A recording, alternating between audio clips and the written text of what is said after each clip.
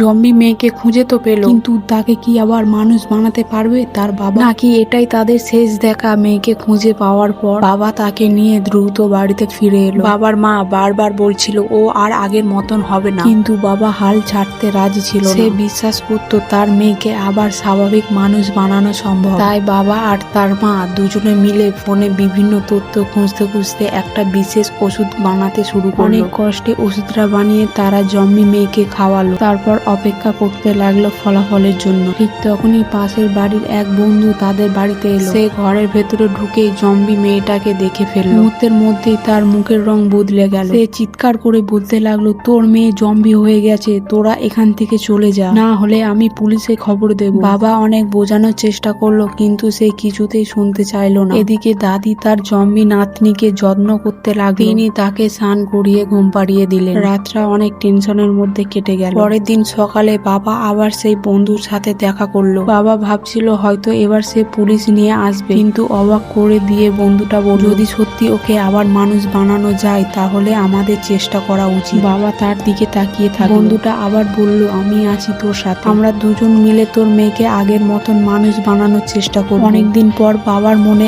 আবার আশার আলো জ্বলে উঠলো, কিন্তু তাদের সামনে অপেক্ষা করছিল আরো কঠিন পরীক্ষা। তারা কি সত্যি জম্বি মেয়েকে আবার মানুষ বানাতে পারবে, নাকি সব চেষ্টা ব্যর্থ হবে? জানতে হলে পরের পার্টটা অবশ্যই দেখা। আর চ্যানেলটাকে সাবস্ক্রাইব করতে ভুলো না।